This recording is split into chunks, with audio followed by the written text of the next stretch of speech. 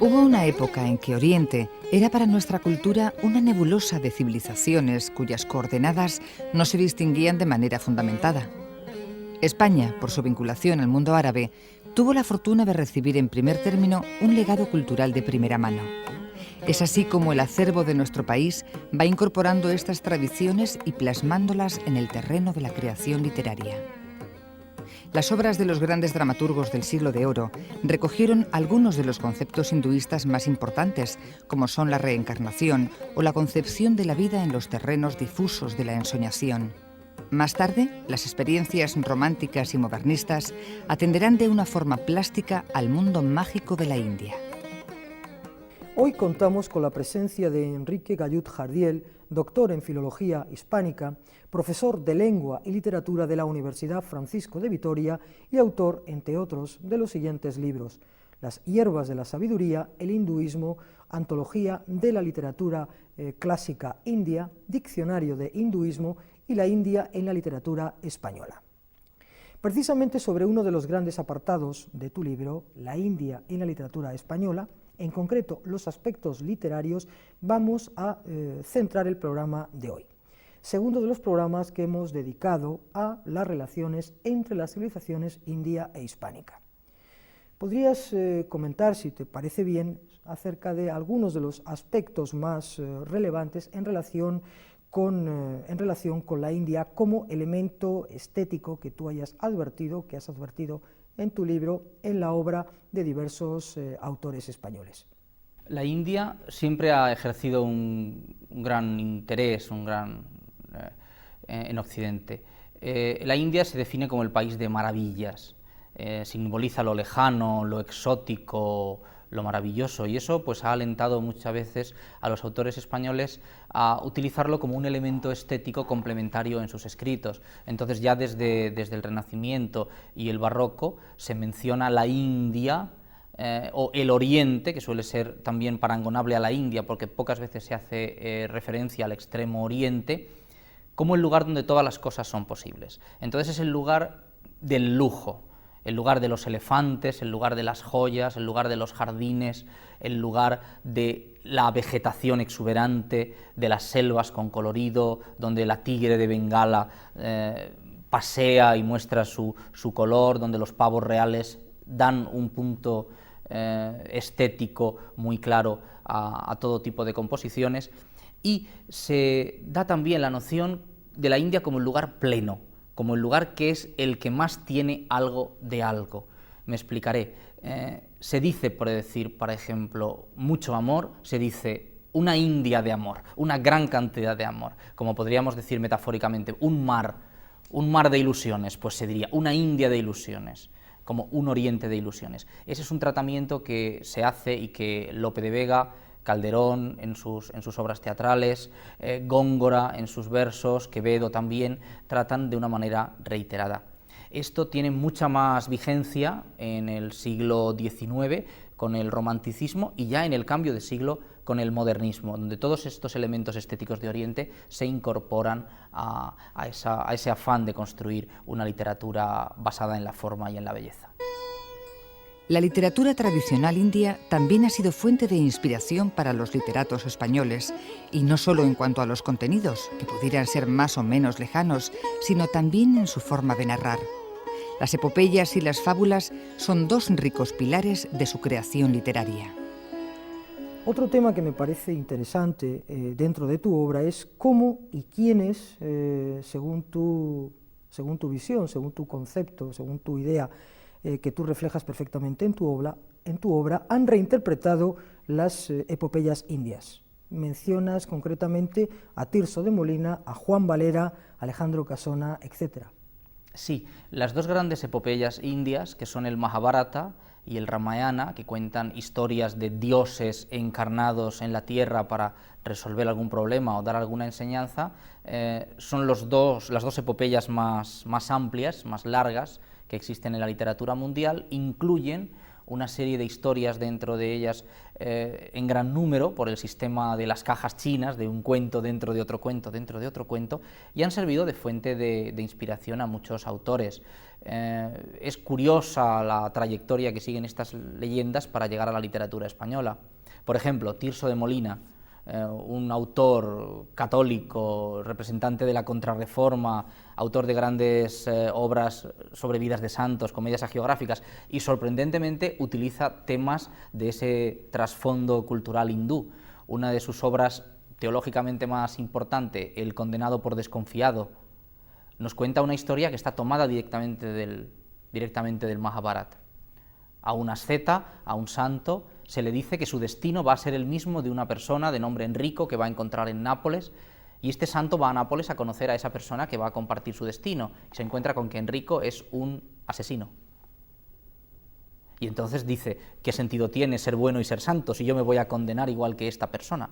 Y es desconfiado y se condena. Lo que interesa aquí es la historia de Enrico. Él es un asesino despiadado, pero tiene un elemento de respeto, de veneración, de amor inmenso hacia su padre, hacia su anciano padre, a semejanza de cómo ocurre en una leyenda del Mahabharata, que es una composición del siglo II a.C.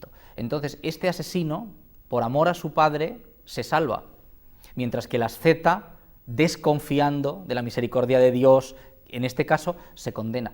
Y toda la historia de este personaje, Enrico, está tomada directamente de una fuente del Mahabharata. Ese sería uno de los ejemplos.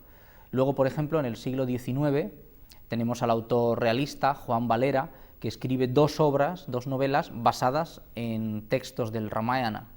Una de ellas se llama Garuda, o la cigüeña blanca, y otra se llama La Padmini, y son narraciones en donde se nos cuenta en uno de ellos la historia de Nala y Damayanti, que son grandes amantes de la tradición india, pues como el Romeo y Julieta indios serían, y en otro lugar se nos habla de la típica historia de la ninfa que seduce al asceta, en este caso es la Padmini quien lo hace, y que entronca por completo con toda la serie de narraciones de ese estilo que se encuentran en la epopeya del Ramayana.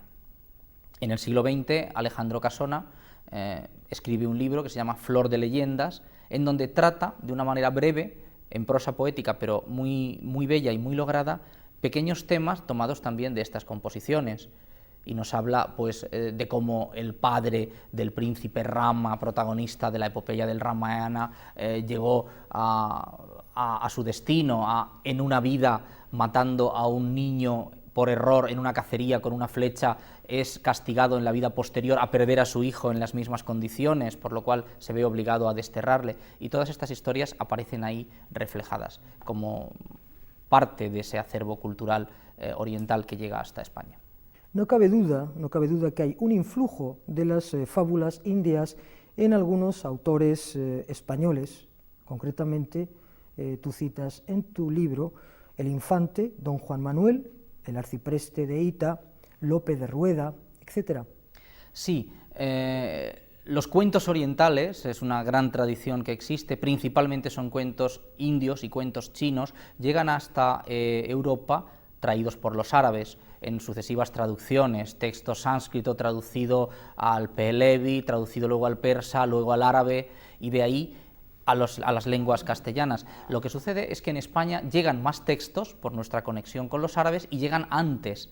Entonces hay una versión castellana, una traducción castellana de estas colecciones de cuentos indios mucho antes de que haya una latina de la cual luego va a surgir la italiana, la francesa, etc. Entonces los españoles somos más ricos en nuestro tesoro literario medieval porque contamos con mucha más cantidad de historias orientales y contamos con ella mucho antes, y de ahí surgen libros como puede ser Kalila Edimna, como puede ser Sendebar y muchos otros, el libro de los gatos, el libro de los exemplos, y todas estas fábulas en forma de libro o en forma de fábula separada en obras de otros autores, pues son muy frecuentes.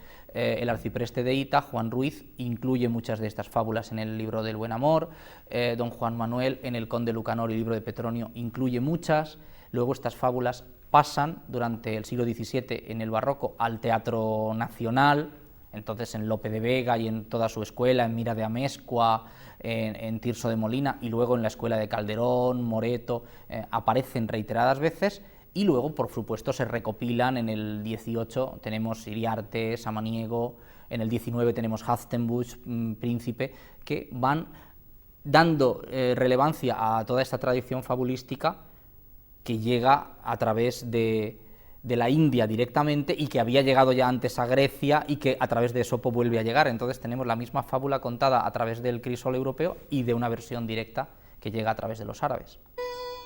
El gran referente indio en el mundo de las letras fue el escritor Rabindranath Tagore. Muchos han sido los poetas españoles que han bebido del influjo de su lirismo. Su obra, que destacó por su cariz imaginativo y profundamente religioso, le valió la concesión del Premio Nobel de Literatura en 1913. Sería muy interesante conocer el influjo de Rabindranath Tagore, Premio Nobel de Literatura, en algunos autores españoles. Zenobia Camprubí hizo algunas traducciones de la obra, de las distintas obras de Tagore, Juan Ramón Jiménez, su marido, Ortega y Gasset, Gómez de la Serna, Antonio Machado, Rafael Alberti, profundos admiradores de este gran poeta de la India que fue Rabindranath Tagore. Sí, la figura de Rabindranath Tagore es la más internacional de todos los literatos modernos de la India. Por supuesto, se tiene de él una magnífica apreciación en su país y también en el extranjero. Zenobia Camprubí lo que hace es, a partir de la década de los años 10, traduce la mayor parte de las obras de Tagore al castellano y vemos en Juan Ramón Jiménez, en su marido, un gran influjo estético del poeta bengalí. Vemos estructuras literarias semejantes, vemos el empleo del mismo tipo de figuras retóricas y vemos, por supuesto, un reconocimiento directo de la fuente. No es que Juan Ramón Jiménez copie o imite, sino que está, de alguna manera, poniendo en castellano estas mismas ideas y estas mismas nociones del mundo. Lo que hay que decir de la labor de los Jiménez en lo referente a Tagore es que es magnífica. Normalmente la poesía suele perder mucho en la traducción, muchas veces los traductores ni se plantean esto. Sin embargo, ellos vierten en castellano unos textos que quedan de una manera excelente, son textos magníficos que no están así en otras lenguas. Entonces los hispanoparlantes conocemos a Tagore mucho mejor que lo pueden hacer los franceses, los ingleses, los italianos por la calidad de estos textos. Y sí, Tagore tiene influjo en otros autores. Ortega y Gasset, aunque es un filósofo, pero tiene gran cantidad de textos también de crítica literaria, y define a Tagore como el alcaloide de lo indio, el representante más puro, más antonomásico de lo que es el espíritu indio. Ortega lo llama indo, prefiere el término indo, al que le da una trascendencia más cultural y menos religiosa. Y entonces nos dice, ¿y esta voz de Tagore que nos llega a nosotros, de dónde viene? ¿Viene de Oriente? ¿Viene de Occidente? Dice, no, viene de todas partes. Es la voz del poeta primigenio por excelencia. Su poesía es universal, puede ser entendida en cualquier momento, en cualquier clima, no perece, no es transitoria, no hace referencias concretas que se vayan a perder, siempre va a ser apreciada, siempre va a ser entendida. Y lo reconoce como uno de los grandes poetas del momento. ¿Algún otro elemento, aparte de los que ya has mencionado, elementos indios que hayan servido de inspiración en algunos autores españoles? Pues sí, se podría mencionar, por ejemplo, el elemento histórico, momentos concretos de la historia de la India que han servido para que autores españoles los empleen como base de su obra.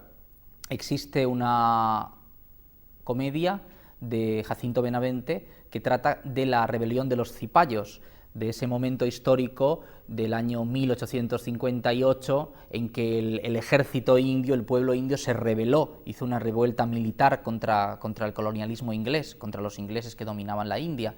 Y en esta obra, que se llama El dragón de fuego, Benavente cuenta este problema y es curioso porque lo cuenta desde el punto de vista de los indios.